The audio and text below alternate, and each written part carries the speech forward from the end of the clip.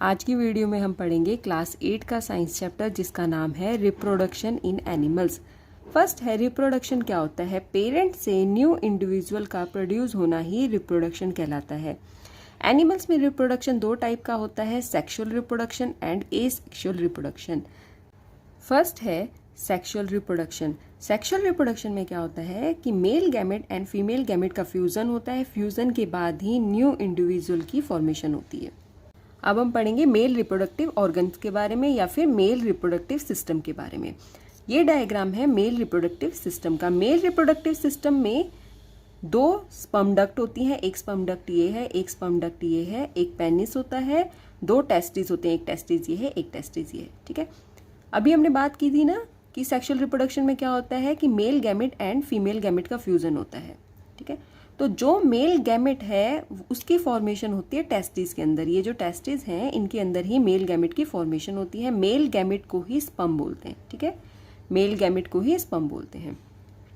ये डायग्राम है स्पर्म का। स्पर्म का साइज बहुत छोटा होता है। ठीक है, स्पर्म के भी पार्ट होते हैं, एक हेड होता है स्पर्म में, मिडल पीस होता है ये, और एक टेल होती है।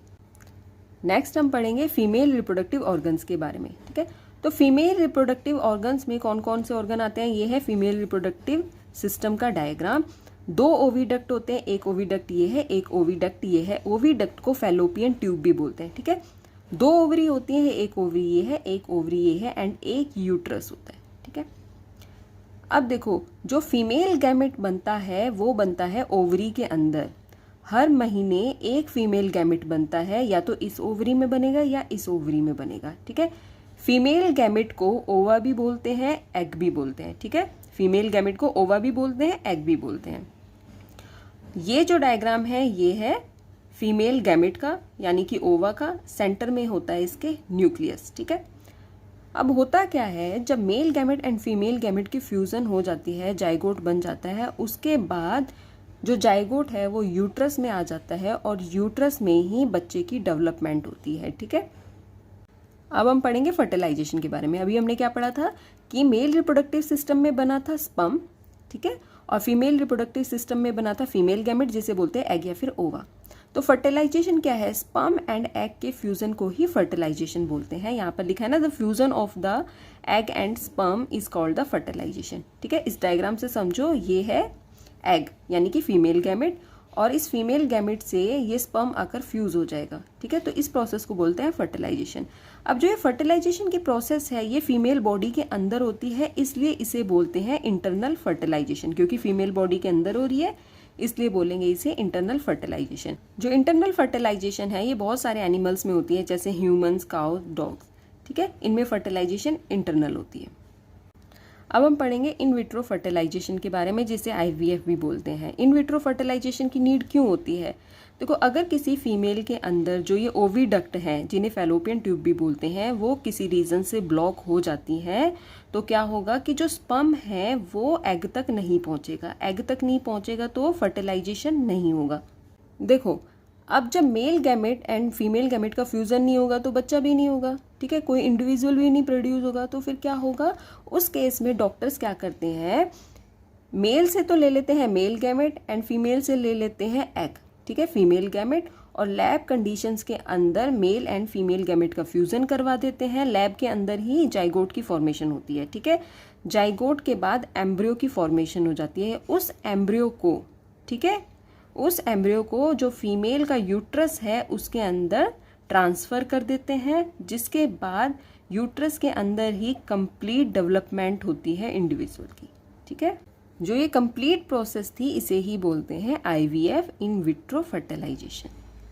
देखो, अभी तक हमने पढ़ा कि ह्यूमंस के अंदर फर्टिलाइजेशन इंटरनल होती है। ठीक है, अगर मेल या फीमेल रिप्रोडक्टिव सिस्टम में कोई प्रॉब्लम होती है तो फर्टिलाइजेशन इन विट्रो भी हो जाती है। ठीक है, इन विट्रो फर्टिलाइजेशन भी हो जाती है।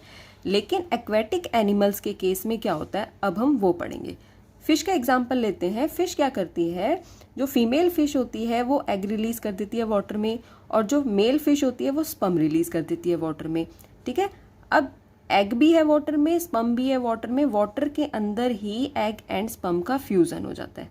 ठीक है, इसका मतलब क्या है कि जो फर्टिलाइजेशन है वो एक्सटर्नल है, बॉडी के बाहर हो रहा है, ठीक है। इस टाइप का जो फर्टिलाइजेशन है उसे बोलते हैं external fertilisation. External fertilisation fish, starfish में होता है, ठीक है। अब हम पढ़ेंगे डेवलपमेंट ऑफ एम्ब्रियो, ठीक है।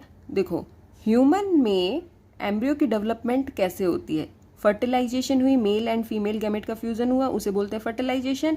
फर्टिलाइजेशन के बाद जाइगोट बना, जाइगोट से बना एम्ब्रियो, ठीक है। देखो जो जाइगोट है ये सिंगल सेल होता है, सिंगल सेल होता है। इस सिंगल सेल यानी कि जाइगोट में डिवीजन हुई, इस सिंगल सेल से बहुत सारी सेल्स बन गई जिसे बोलते हैं ग्रुप ऑफ सेल्स, ठीक है। ग्रुप ऑफ सेल्स से बना डिफरेंट टिश्यूज बनते हैं, ग्रुप ऑफ सेल्स से डिफरेंट टिश्यूज बनते हैं और टिश्यूज से क्या बनते हैं, ऑर्गन्स ऑफ द बॉडी, ठीक है।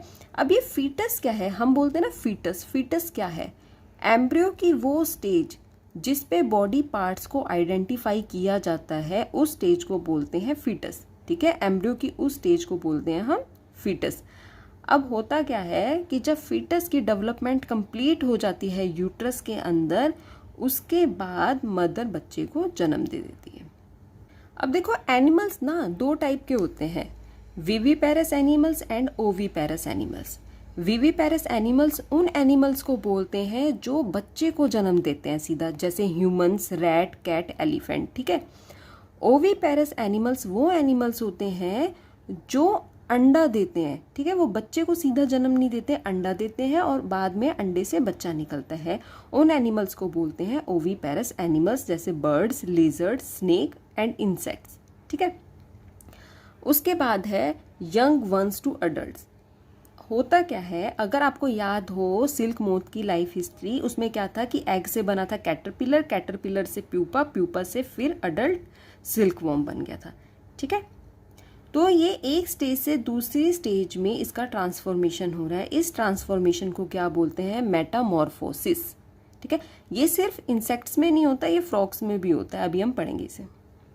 देखो फ्रॉग में क्या होता है कि जो अडल्ट फ्रॉग है ये अंडे देता है, ठीक है। अंडे से बनता है टैडपोल। जो टैडपोल की स्टार्टिंग की स्टेज होती है उसे बोलते हैं अर्ली टैडपोल। इस टैडपोल में कुछ चेंजेस आते हैं इसकी बॉडी में, फिर उससे बन जाता है लेट टैडपोल, ठीक है। फिर ये जो टैडपोल है इसमें इसकी बॉडी में चेंजेस आते हैं और फिर बन जाता है अडल्ट फ्रॉग। इस तरह से ये एक स्टेज से दूसरी स्टेज में चेंज होते रहते हैं और इस प्रोसेस को क्या बोलते हैं, मेटामॉर्फोसिस। यहाँ पे लिखा है ना, the transformation of larva into an adult through drastic changes is called metamorphosis।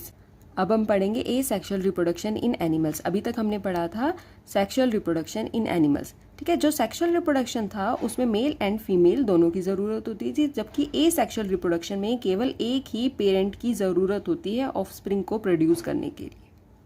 Asexual reproduction दो टाइप से होता है, budding and binary fusion. First हम पढ़ेंगे बडिंग के बारे में, जिसमें हम एग्जांपल देखेंगे हाइड्रा का, ठीक है। ये हाइड्रा की अडल्ट बॉडी है, इसमें बर्ड की फॉर्मेशन होनी स्टार्ट हो जाती है। यहाँ पे देखो बर्ड बन रही है, धीरे धीरे ये बर्ड बड़ी हो जाती है, उसके बाद ये इस अडल्ट हाइड्रा से अलग हो जाती है, ठीक है। और उसके बाद ये जो बर्ड है ना जो ग्रो कर रही है इस अडल्ट हाइड्रा पे, ये भी अडल्ट हाइड्रा में चेंज हो जाती है। इस तरह से बर्ड से न्यू इंडिविजुअल की फॉर्मेशन होती है। सेकेंड है बाइनरी फ्यूजन। इसमें हम एग्जांपल देखेंगे अमीबा। अमीबा में रिप्रोडक्शन बाइनरी फ्यूजन के थ्रू होता है। ये है अडल्ट अमीबा की बॉडी, ठीक है। इसके सेंटर में न्यूक्लियस है, ये सिंगल सेल्ड ऑर्गेनिज्म होता है, ठीक है। जब इसमें रिप्रोडक्शन होना स्टार्ट होता है उस टाइम पर अमीबा का न्यूक्लियस दो न्यूक्लियाई में डिवाइड होना स्टार्ट हो जाता है। जैसे ही न्यूक्लियस दो न्यूक्लियाई में डिवाइड होना स्टार्ट होता है, वैसे ही अमीबा की बॉडी भी दो पार्ट में डिवाइड होनी स्टार्ट हो जाती है, ठीक है। बाद में क्या होता है, ये दोनों पार्ट अलग अलग हो जाते हैं और साथ में जो ये न्यूक्लियाई हैं ये भी अलग अलग हो जाते हैं, ठीक है। इस तरह से एक अडल्ट अमीबा से दो डॉटर अमीबा की फॉर्मेशन होती है। यहाँ पर जो अभी बताया है ना वो सेम चीज़ यहाँ पर लिखी हुई है।